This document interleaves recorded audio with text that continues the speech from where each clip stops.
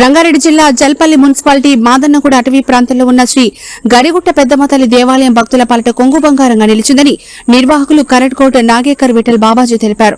తన తాతగారిచి అంకురార్పణ చేయబడిన ఈ ఆలయం అనంతర పరిణామ క్రమంలో తన నాన్నగారి అనంతరం తాను నిర్వహిస్తున్నట్లుగా తెలిపారు. వాస్తవానికి విఠల్ బాబాజీ ఇక్కడ ఉన్న అటవీ ప్రాంతంలో గంటలకు ఉంది తపస్సు తదేక దీక్షతో చేసేవారు. ఈ నేపథ్యంలోనే అతని ఉత్సవాలు ఘనంగా జరిగాయి. అమ్మవారి సంకల్పం మేరకు ఈ ఆలయాన్ని ప్రారంభించిన అనంతరం కరంకోట కుటుంబం అనేక ఇబ్బందులు ఎదుర్కొన్నప్పటికీ ఆలయ నిర్మాణానికి ముందుకు తీసుకెళ్లడంలో ఏమాత్రం వెనుకంజ వేయలేదు. కరణ్కోట కుటుంబం నాగేకర్ విఠల్ బాబాజీ నేతృత్వంలో ఆలయ నిర్మాణానికి సొంత డబ్బును బాగానే ఖర్చు పెట్టడం జరిగింది. అతి పురాతన కాలంలో అక్కన్న మాదన్న ఈ దేవాలయాన్ని నిర్మించాలని చెప్తారు. ఈ విధంగా మాదన్న కూడా గరిగుట్ట ఈ అమ్మవారి గుడి పూజారి కిషన్ బాబా కుమారుడు విఠల్ బాబా ఎల్లప్పుడూ అమ్మవారి సేవలు చేస్తుంటారు. ఫిబ్రవరి నెలలో అమ్మవారి జాతర సమయంలో గ్రామ పెద్దల నుంచి సహాయ సహకారాలతో ఈ జాతర జరుగుతోంది. ప్రతి అమావాస్య మరియు పౌర్ణమి రోజున హోమ కార్యక్రమం జరుగుతుంది. అభిషేకం కూడా నిర్వహిస్తారు. హోమనాడు భక్తులు అధిక సంఖ్యలో పాల్గొంటారు. కోరిన కోరికలు తీర్చే మహిమగల తల్లిగా అమ్మవారు ప్రతీతి. శిరస్సు తలకిందులు పెట్టి తాను ఘోరమైన తపస్సు చేశానంటే అమ్మవారి బలం మాత్రమే కారణమని ఈ సందర్భంగా కరణ్కోట్ నాగేకర్ విఠల్ బాబాజీ తెలిపారు. మనం తెలంగాణ రాష్ట్రంలోని రంగారెడ్డి జిల్లా జల్పల్లి మాదనగూడలో ఉన్న శ్రీ గరిగుట్ట పెద్దమ్మ తల్లి దేవాలయం వద్ద ఉన్నాము. దశాబ్దన్నరం పైగా చరిత్ర కలిగిన ఈ ఆలయానికి సంబంధించి దినదినాభివృద్ధి చెందుతున్నది. ముఖ్యంగా మాదనగూడలో ఉన్న ఫారెస్ట్ మధ్యలో ప్రకృతికి నిలయంగా మారిన ఈ ఆలయానికి సంబంధించి అనేక వివిధ దేవతలు కూడా ఇక్కడ కొలువై తీరిన పరిస్థితి మనం చూస్తున్నాం. ప్రతి ఏటా అంగరంగ వైభవంగా శ్రీ గరిగుట్ట పెద్దమ్మ తల్లి జాతర ఉత్సవాలు జరుగుతున్న క్రమంలో ఇక్కడ మనం ఆలయ నిర్వాహకులు శ్రీ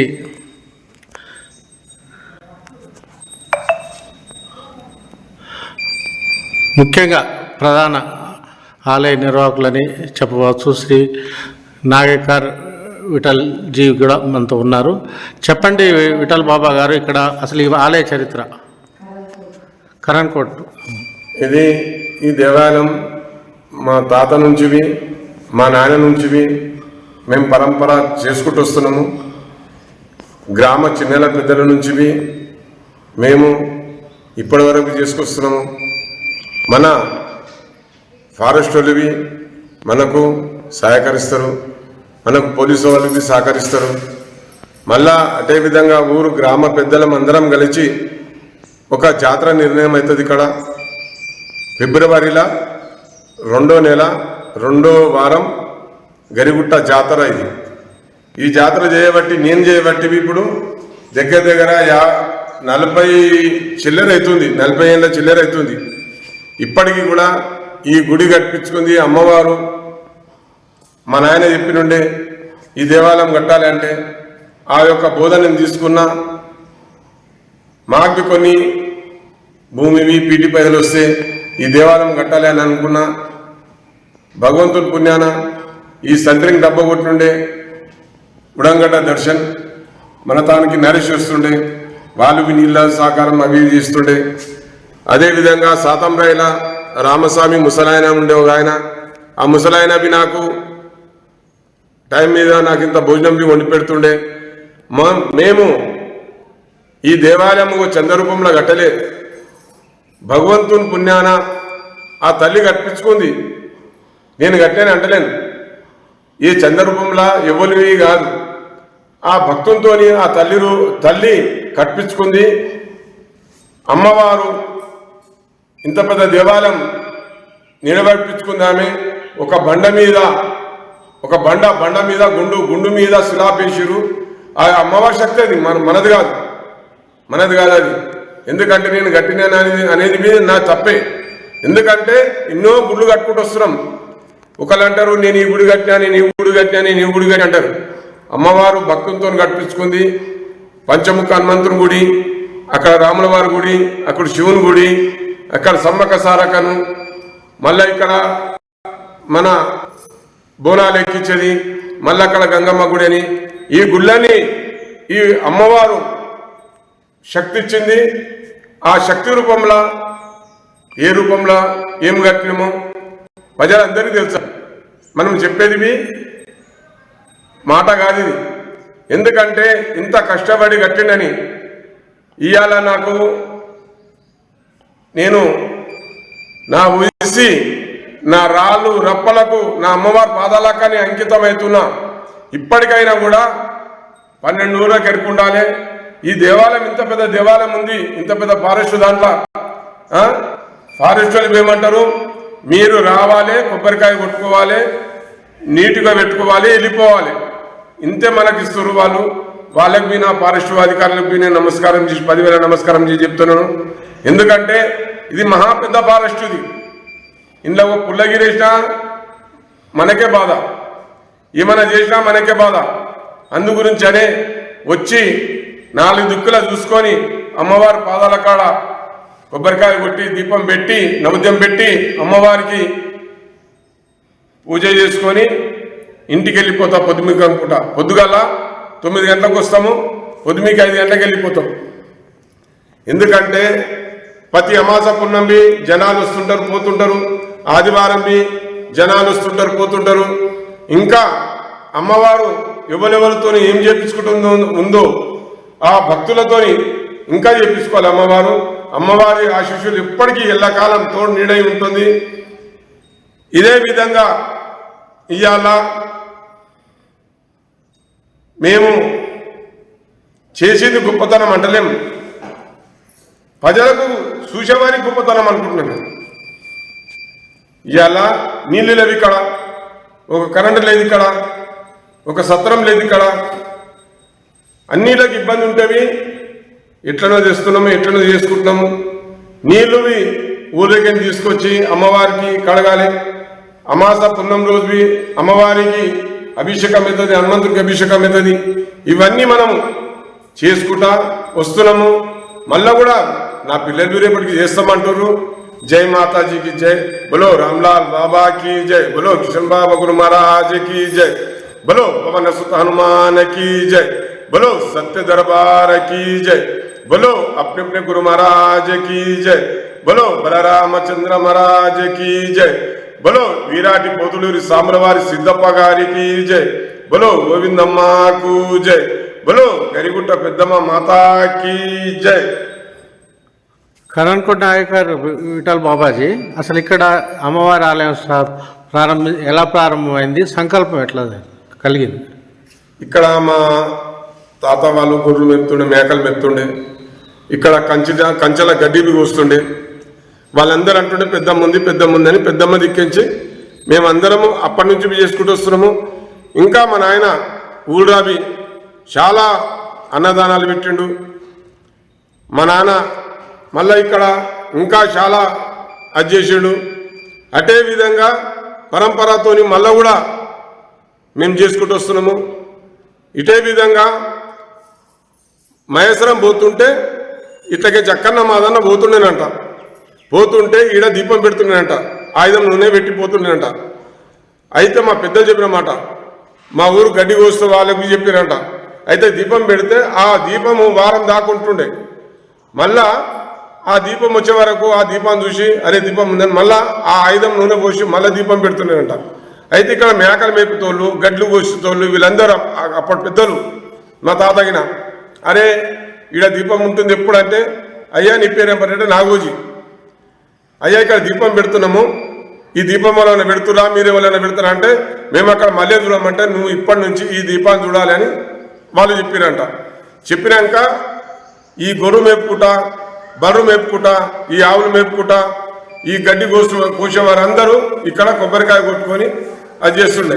ఒక ఏళ్ళ ఎక్కడన్నా పాము కనబడితే ఆ గడ్డి కోసేవారికి ఆ మాత పే మీదకి వస్తుండే. అప్పుడు కళ్ళు సీసాలు అని చేసి ఆ కంచె మీద వచ్చి ఇక్కడ ఏం చేస్తుండే బోనాలు ఇట్లా కొబ్బరికాయ కొట్టుకొని అక్కడెక్కడో పోయి కంచెపొలి చేసుకొని ఒక బోనం చేసి కంచెపొలి చేసుకుంటుండే వాళ్ళు. అయితే ఈ కంచెపొలి పట్టిన ఆ కంచెపొలి చేసుకున్నప్పుడు అల్లనే మనం జాతరలాగా చేసుకుంటుంటుంది. అదే విధంగా ఇప్పటికైనా కూడా నడుస్తూనే ఉంది, అదే పరంపర నడుస్తూనే ఉంది. అంటే ఇంకా భవిష్యత్తులో ఈ టెంపుల్ ఇంకేమన్నా విస్తరించే ఆలోచన ఏమన్నా ఉందా?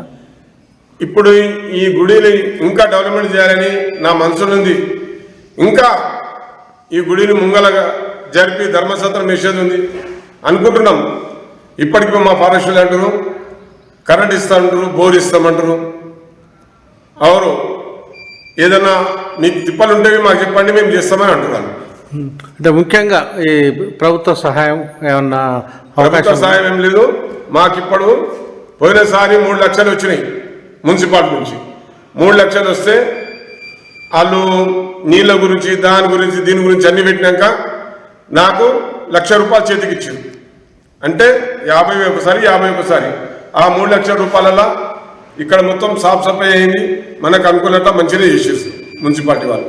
ఈసారికి 5 లక్షల రూపాయలు మన మున్సిపాలిటీ నుంచి వచ్చినాయి.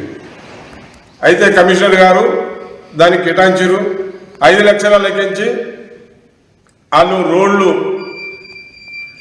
మొత్తం సాఫ్ చేసుకోం, లైట్లది, మళ్ళా సున్నాలది. వీడికి సున్నాల గురించి 90,000 ఇచ్చిన్నారు. తతిమంతా వాళ్ళు చూసుకున్నారు. అన్నదానం నేనే పెట్టుకున్నా. మళ్ళా ఒక్కోళ్లకు 60,000 రూపాయలు అవి నేనే పెట్టుకున్నా. పూజా సామాన్ 80,000 అవి నేనే పెట్టుకున్నా. తొట్టెళ్ళు మళ్ళా సమ్మక సారక ఈషదారులతో వస్తారు, అవి 30,000 నేనే పెట్టుకున్నా. అన్నీ కలిసి ఈ 90,000 కాక 3,40,000 రూపాయలు ఇవి నేను సొంతంగా పెట్టుకున్నా. నేను సొంతంగా అంటే నా పిల్లల కష్టంతో పెట్టుకున్నాను. ఆ విధంగా ఇప్పటికైనా ఈ జాతరకు ఈ 6 లక్షలు 5 లక్షలు సరిపోతలేవు. ఈ పెద్ద మహాజాతర ఇది. ఈ జాతరలో అందరూ పెద్దలు ఇంకా సహకరించి ముంగలికి రాండి. చూడుని మీరు మన ఉండిలా పైసలు పడ్డాయి. ఒడిగితే 34,000 రూపాయలు ఉండిలా 10,5 చేసిన పైసలు మాకు 34,000 చిల్లర పైసలు వచ్చినాయి. ఎందుకంటే ఇవ్వలేనా కానీ ముంగలికి ఉండి చేస్తే మాకు బలం వస్తుంది, మాకు మంచిగా ఉంటుంది. ఒకరు వంటల కాడ, ఒకరు పూజ కాడ, ఒకడు గుడి కాడ, ఒకడు వచ్చేపోతలకు సహకరిస్తే మేము మంచిగానే ఉంటాం. ఏమంటారంటే విఠల్ బాబా జాతర అంటారు. అప్పటి నుంచి చేసుకుంటూ వస్తున్నా విఠల్ బాబా, ఇప్పుడు చేస్తున్నా విఠల్ బాబా జాతర. ఎవరిదానా ఈ జాతరకు 400 గజాల పిలాట్ అమ్ముకున్నా. మళ్ళా చెరువు కింద 200 గజాల పిలాట్ అమ్ముకున్నా. మళ్ళా చర్చి కాడ జాతర చేసినాక అమ్మవారు ఆలయంలో చెప్తున్నా, నేను అమ్మవారు ఆలయంలో చెప్తున్నా. మళ్ళా 120 గజాల జాగా మన చర్చి కాడ అమ్ముకున్నా. మళ్ళా చెరువు కింద 40 గజాలు 80 గజాల జాగా అది అమ్ముకున్నా. ఎందుకంటే నా అమ్మకు పెట్టే నేను బాధ్యున్నా, నేను పెట్టుకుంటున్నా. ఇంట్లో ఎవ్వరికి తిప్పలు పెట్టబోను మీరు ఎప్పటికీ. నా అమ్మ అందరికీ దివనాడు తీయాలి. నా అమ్మ ఎప్పటికీ తోడు నీడై ఉండాలి. అందరికీ పిల్ల పాపలకు నా ఊరు గ్రామస్తులు చల్లగా ఉండాలి. 12 ఊరు గ్రామస్తులు చల్లగా ఉండాలి. భక్తులకు అమ్మవారు మొక్కుతే వరం ఇయ్యాలి. ఈ విధంగా మేము చేసుకుంటూ వస్తున్నాము. భగవంతుని పుణ్యాన ఇప్పటికైనా కూడా నా చేతనైన కాడికి ఈ దీపము ఎండాకాలం వానాకాలం, వాననక ఎండనక ఈ దీపం అయితే అమ్మవారి పాదాల కాడ ఇప్పుడు మిగులుతూనే ఉంటుంది. దీపమే నాకు దాపం అవుతుంది. జై మాత. అంటే ఇప్పుడు ఈ సంవత్సరం జాతర ఎట్లా జరిగింది? ఈ సంవత్సరం జాతర చాలా పబ్లిక్ వచ్చింది సార్. ఈసారి జాతర బ్రహ్మాండంగా జరిగింది. పబ్లిక్ నిరుడి కన్నా ఈసారి డబల్ టిబల్ వచ్చారు. ఒక్క విషయం వచ్చే పబ్లిక్ ఈసారి 2 విధాలు వచ్చారు. మన పారేశ్వరుడు అన్నారు పబ్లిక్ చాలా వచ్చారని. అంటే ముఖ్యంగా మీరు మీ సంకల్ప బలంతో శిరస్సు తలకిందులు పెట్టి కూడా తపస్సు చేశారు కదా. అంటే ఏంది అంత శక్తి ఎట్లా వచ్చింది? అమ్మవారి శక్తి. నాన్నిచ్చిన బోధ అమ్మవారి శక్తి. మా నాన్న ఇచ్చిన బోధ. ఈ బోధను నీవెట్టు బిడ్డ, ఎవరు నీవెట్టారు? 3 అన్నదమ్ములు మీరు. కిషన్ బాబుకు 3 అన్నదమ్ములు, రమేష్, లక్ష్మణ్, విఠల్ అని పెట్టిన ఆయన పేరు. ఆ విధంగా ఇవ్వలైతే నీవెట్టావు, నువ్వు నీవెడతావని అన్నాడు. అమాస పున్నము హనుమంతుని ఫోటో పెట్టి అల్వ వండి 10 మందికి ప్రసాదం ఇప్పిట అన్నాడు అతను అని. ఈ యొక్క రుద్రాక్ష ఆయన నాకు వేసాడు. ఈ రుద్రాక్ష వేసినప్పుడు నా ఇమానం నీ ఇమానం అన్నాడు. నేను అందు గురించి అని ఆయన చెప్పిన మాటలు ఒక్కోసారి నా మతిలో వస్తాయి, కళలు వస్తాయి. ఆ కళల నుంచి నేను ఇంత దాకా నేను చేసుకొచ్చుకున్నా. ఇప్పటికైనా కూడా అమాస పున్నం రేపు ఉందనగా మా నాన్న కళలు వస్తాడు. మా నాయన సమాధి ఉంది జల్పల్లి లోపల. ఆయన రామ విఘ్నం అంటే చాలా ఖుషి పడుతుండే. రామ విఘ్నం అంటే చాలా చుట్టుపక్కల వస్తుండే. ఈ విధంగా కిషన్ బాబాది దీపము కొన్ని వందల ఇళ్ళ దీపాలు మిగులుతున్నాయి. ఇప్పటికైనా కూడా ఆయన ఫోటో పెట్టుకొని దీపాలు పెట్టుకుంటారు భక్తులు. ఈ విధంగా జరిగిన విశేషం ఉంది. నాకు తెలిసిన కాడికి ఇంత చెప్తున్నా. అంటే ఈ సందర్భంగా మీరు ప్రభుత్వానికి ఏమన్నా అప్పీల్ చేయదలుచుకుంటారా? చేస్తాం. ఎందుకంటే ముంగోలికి వస్తే మేము ఇచ్చేస్తామని ఉన్నది. ఇలా తెలుసో తెలియకనో నాతో నేనే కాడికి అందరికీ, చిన్నల పెద్దలకు అందరికీ, నా గురువుకు, నా తల్లిదండ్రికి, పెంచిన నా తల్లిదండ్రికి ఆయన ఒక మాట అంటుండే, ఎప్పటికి కానీ ఒక హనుమంతుని గుడి కావాలా నాకు, ఒక అమ్మవారి గుడి కావాలా నాకు, ఒక ఆంజనేయ స్వామి గుడి, హనుమంతుని గుడి, శివాలయం, రామాలయం కావాలి నాకు అని ఆయన కోరిండు. అయినా ఆత్మ ఖుషి ఉండాలని ఈ పని చేసిన భగవంతుని పుణ్యాన్ని ఆయన ఏమంటుండంటే, ఎప్పటికీ కానీ హోమం అమాస పున్నము మర్చిరనుకో మన ఇంటి లోపల ఏదన్నా కీడు జరుగుతుంది అన్నాడు. అమాస పున్నము మరవకూడదు అన్నాడు. ఆ విధంగా నేను చేస్తున్నా. ఇప్పటికి చేతగయ్యో చేత కాకపోతే ఒక కొబ్బరికాయ కాకొట్టుకుంటున్నాం. అంటే ముఖ్యంగా ఈ సందర్భంగా భక్తులకు, తెలంగాణ రాష్ట్రం కావచ్చు, ఆంధ్రప్రదేశ్ కావచ్చు, తెలుగు రాష్ట్రాల భక్తులకి కానీ హైదరాబాద్కి మీరు ఏం చెప్పదలుచుకున్నారు? భక్తులు వస్తే అమ్మ వాళ్ళు రవ్వ చక్కెర ఇస్తారు, వండుతా, వాళ్ళకి ఇంత ప్రసాదం ఇస్తా, అమ్మవారు బండారిస్తా, ఇంత ఆధారం ఇస్తా, బాబా నా పని ఈ పని అయింది, నా పని ఈ పని అయింది అంటారు. నేను వంతారా డబ్బు రూపం తీసుకోను. ఒక డబ్బు రూపంగానే ఇంతవరకు తీసుకోబోను. ఎందుకంటే వాళ్ళే బాబా ఏమన్నా కావాలంటే, అమ్మ జాతర వస్తుంది, మీ దయ వస్తే ఒక నూనె డబ్బు ఇప్పిరి, అమ్మ జాతర వస్తుంది మీరేమన్నా చేసేది ఉంటే చేయడానికి ఇది అడుగుతా. కానీ అంతకు శివ నేను అడగలే, ఒక తులం అడగలే, ఒక మాసం అడగలే. అమ్మవారికి ఏమైనా పెట్టుకోరు, మీరు మంచిగా అయితే అమ్మవారికి ఏమైనా పెట్టుకోరి. ఒకవేళ బియ్యం బియ్యం తెచ్చేసేవి అన్నదానం పెట్టేస్తా, వాళ్ళు భోజనాలు చేసుకుంటారు, వెళ్ళిపోతారు. ప్రతి అమాస పున్నమి ఒక 5 కిలోలు 10 కిలోలు ఇక్కడ వండుకుంటాం. వచ్చే భక్తులు తింటారు, సంతోషిస్తారు. ఒక్కోసారి 25 కిలోలు కొనుక్కుంటాం, ఒక్కోసారి 5 కిలోలు కొనుక్కుంటాం, 10 కిలోలు కొనుక్కుంటాము. ఇటు విధంగా నడుచుకుంటూ వస్తున్నాం మేము దాకా. అంటే భక్తులు ఎవరైనా సంప్రదించాలంటే మీ కాంటాక్ట్ నెంబర్ ఇస్తారా? 999 1 2 5 4 4 7 మళ్ళీ 99. ఓకే. ఈ నంబర్ ఎప్పటికీ నా తనే ఉంటుంది. నేను పెద్ద ఫోన్ వాడా, ఎందుకంటే నా తనకు అంత రాదు, నేను చదువుకోలేదు. ఓకే, ధన్యవాదాలు కరణ్కోట్ నాయకర్ విఠల్ బాబాజీ, ధన్యవాదాలు. కెమెరామెన్ ఏఎన్ఆర్తో ఉప్పు వీరాంజనేయులు, రంగారెడ్డి జిల్లా.